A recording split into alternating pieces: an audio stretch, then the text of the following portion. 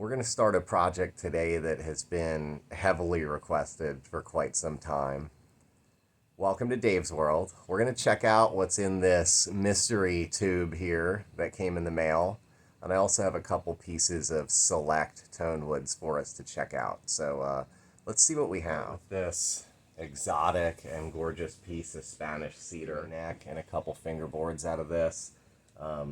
This is just a nice, like, ripply maple. It's not like super flamey, but it's not like regular maple. And we have our mystery tube that came in the mail. Let's look inside.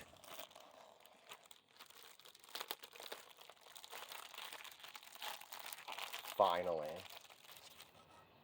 So this cutout here is going to be a little bit different on this guitar. I don't actually know how these were made originally. So we're going to make our own fretboards here. We'll just kind of cut this section off and just sort of like slice it. Pretty cool.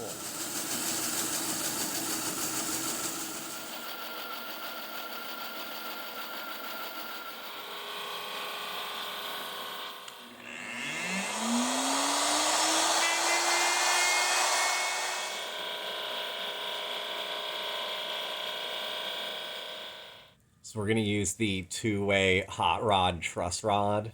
They're pretty heavy duty, but I think they make the guitar sound better. Plus, they have a lot better adjustment. I love these. We'll lay this piece on top, and then we'll clamp it down. This is ready to sit all night. Just kind of leave it there. But yeah, this will be our maple cap neck. So I'm marking out our frets here with our straight edge and our Stumac fret scale. This maple is beautiful. I scooped it out here on the bandsaw this morning. Not only does it sound good, but it looks really good. It's like this really cool looking maple. So I'm going to do these frets and get these cut. Wait a minute. Should we just leave the headstock like this? Kind of just have a square one. I'm just kidding.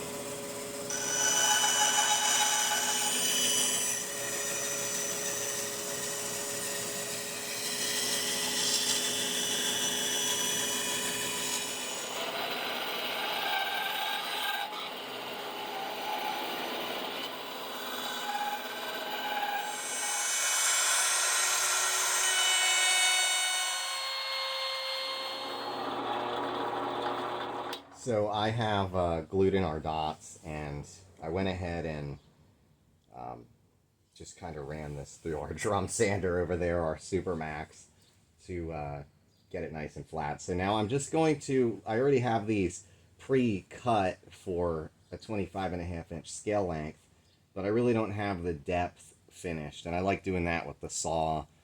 You can adjust the depth on this little gauge here.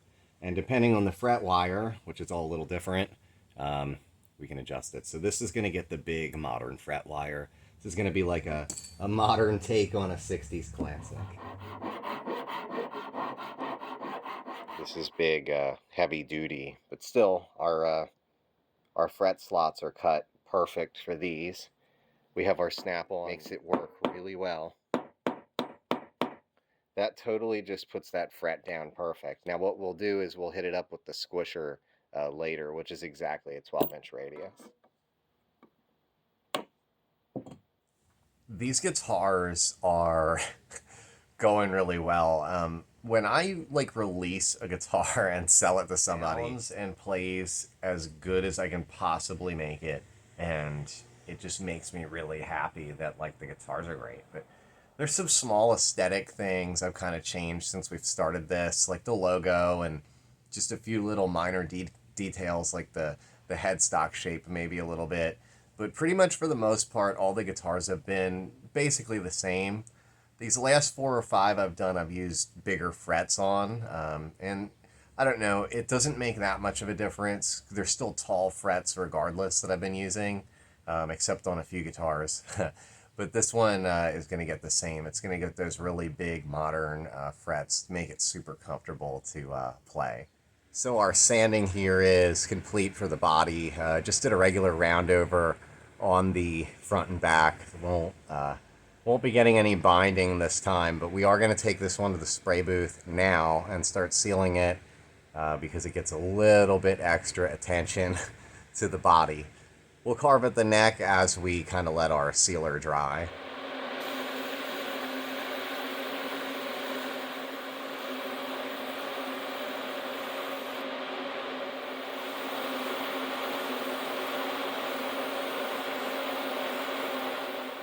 Our big monster file there we use.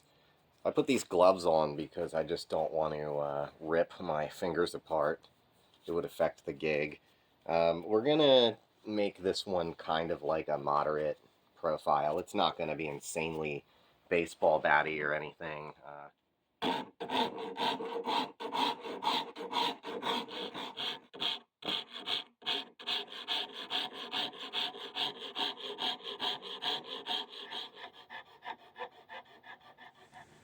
So our neck, basically everything's sanded and done on here. It's got a little bit of flame to it. Pretty cool look. We're gonna seal this. Also, our body, although it's a straightforward guitar body, less it being Spanish cedar, of course, it's pretty straightforward. But we're gonna take out the guitar body now that I do have sealed and pour filled a couple of times. The sealer's dry, but it's the moment we've all been waiting for. This we can take in and seal. We're gonna bring that body out and we'll stick this paisley paper on, so be pretty cool. So our paper, I am going to take our special glue. That is from the Lehr glue company, so that's going to work really good. I know exactly what I'm doing with that, but our glue will get spread on there. So this is going to be interesting because we only get one chance at it. So we'll do the back first.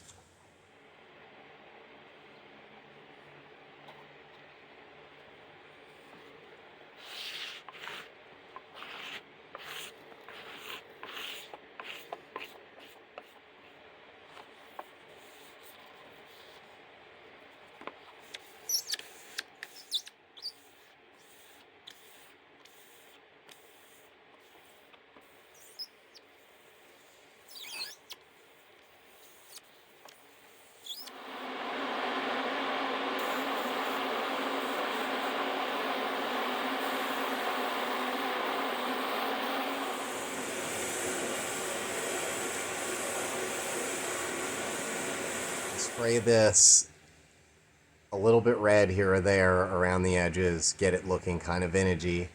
The copper edge will stay the same, and then we're going to spray the whole guitar kind of an orangey yellowed look. It's going to be super vintage.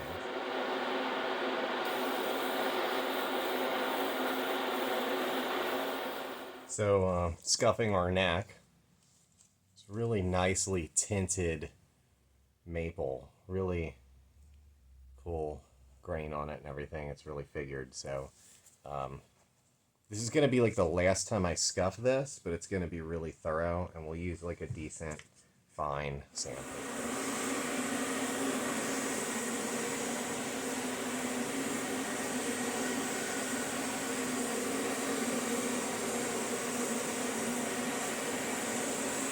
Just stuck the neck on it here to just to check out the color, and I love it. I love how this maple has aged. It's got a beautiful ripple to it, really cool. But it looks really good with the body. The color contrast between the neck and the body are really good. So I did tape off the pick guard and made that like red as opposed to everywhere else that's kind of an aged orange tint at least. So we'll continue on. This has got to get scuffed down and top coated a little bit more, but a couple more coats and it'll be ready to dry for quite a while.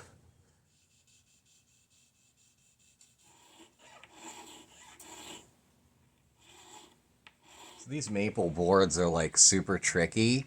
You really have to round the edges and get that Fender Masterbuilt kind of edge before the finish is on. Then you have to remove the lacquer from the frets, and really just work the frets after it's finished. So you got to be careful. Um, I know I've said it in other videos, I have probably, I don't know, like 10 Fender Custom Shop guitars or something. And the problem with them is they'll lacquer over the frets, but they don't actually scrape the edge of the fret good enough. So after like 15 years, they start to flake off the edge. So I do as much as I can to avoid that and get as much finish off. It's very time consuming, totally fun. Right now we're just kind of rolling the outside edge of the fret, which you have to do on every guitar, but just got to be really careful with this maple. The tape off for the pick guards, it's a little bit more like pink under there, and the rest are, you know, like the orangey. This thing looks awesome.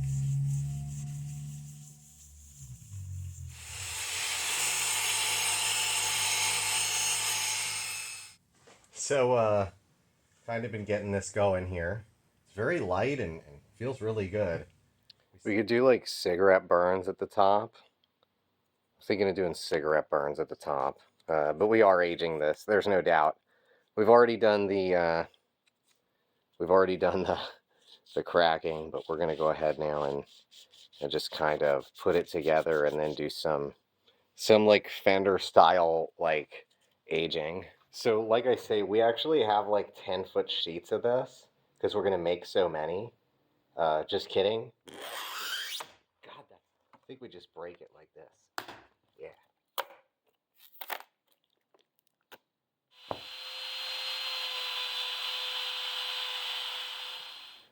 So we still have to like spray this, and I've done a few like tests to see if the lacquer sticks, and it does. But yeah, we have to like lacquer this now.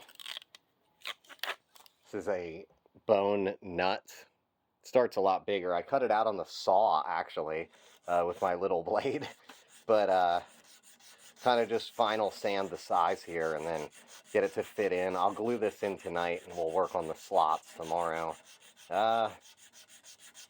This is pretty tough to work with, this stuff. I really don't enjoy it. It stinks to high heaven, but we're gonna really get it going good here. Yeah, I'm really pleased with how this thing's coming together. It's totally unique. All right, back in business. I didn't film a lot of this. It's been kind of nerve-wracking. I'm still on our original piece. I haven't broken it, but man, the contrast looks fantastic between the pink and the faded.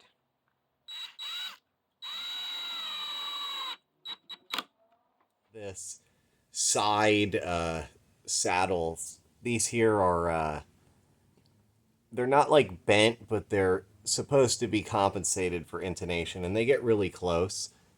Still not perfect, so it's kind of a balance of just sort of playing it and feeling and getting it as close as you can with the brass saddles. But they do have a certain tone. I think with those two strings on each saddle gives it that serious Telecaster style tone that we all kind of want. So in some of these videos, we get to take the guitar to the gig, and I kind of didn't explain this gig very well in the video, so here we are winter time, months later. In Ocean City, Maryland, called the Sunfest. It's a festival for, you know, several days, but I played for Haley Clark. She's like, as I would refer to, like American Idol girl voice, really great band. She was super professional, even though she's like 17. Another 17-year-old lady join us and play a couple songs. So that was great, and that was on their big beach stage that faces the ocean. Later that day, I played for Mariba. Mariba is the Reba McEntire tribute act. So Marie, or Mariba, we played on the other stage, which was facing the other way. I think it had a couple less speakers, but still really good. The turnout was great at the end. At the night, we had, you know, quite a few people, but guitar really performed well. at high volumes and in a lot of ways. So let's check out the gig. So we made it to the gig. This one is quite literally Ocean City, Maryland. Pretty big one. Decent hang on our speakers there. Let's go check out what we have. 67 special here. This one's like at the Atlantic Ocean. Pretty loud. So we have our regular Lashley Lake Grand today. This is our older one from the 80s, the deluxe reverb as usual, but I have our Mesa Boogie turned up like 75% of the way, so I like it loud.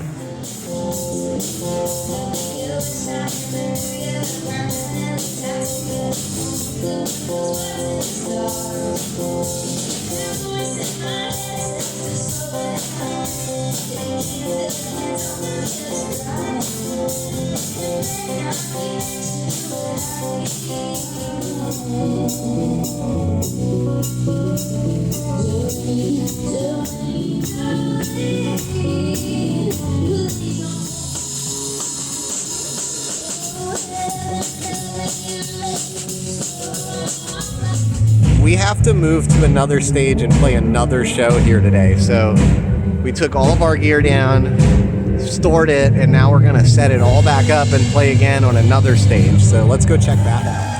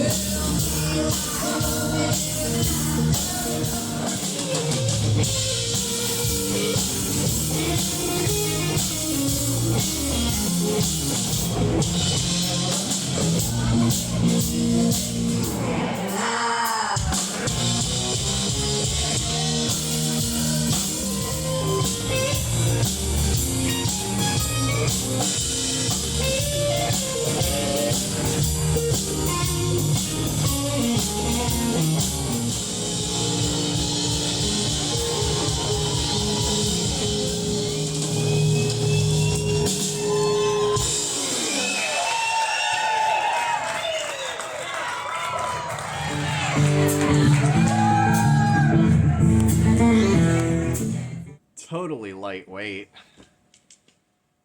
well balanced.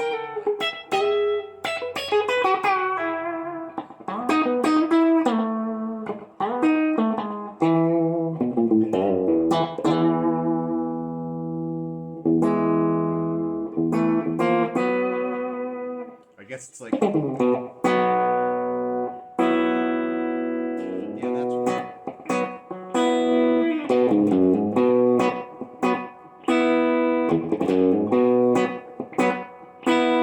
It's got really nice string separation, amazing sustain.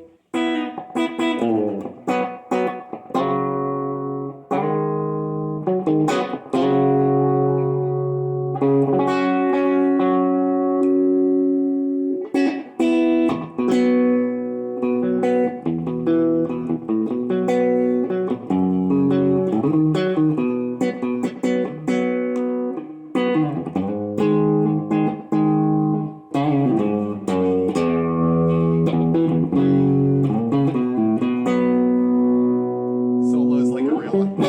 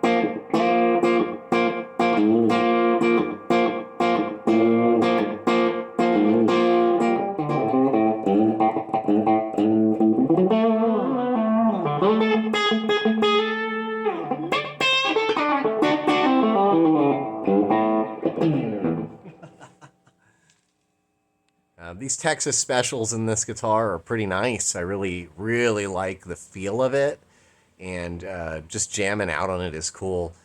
I always make these guitars one at a time. They're individually unique, and this is kind of our own twist on a classic. I don't intend on making like 5 or 10 of them even. Maybe someday I'll do another. I'd love to do a blue floral one maybe. This paper looks great. I may get a little bit different kind next time. But the finish is awesome. It's really cool.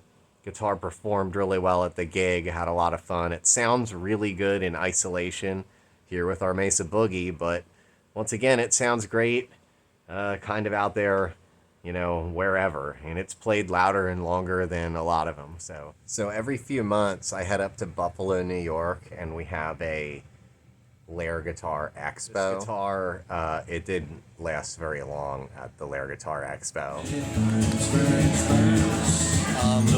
So this guitar sold, everybody. Thanks, Bob.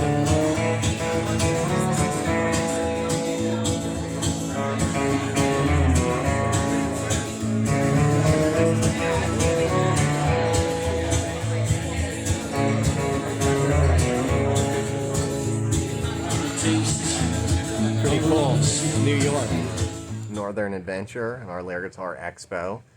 We sold 5 of our guitars, thanks to everyone. We'll be having a bunch of videos coming up here with those guitars that we sold and a couple others that I'll be listing on Reverb. Very happy to sell this guitar to Bob. He is an awesome guitarist, an incredible customer. He's a couple of our guitars.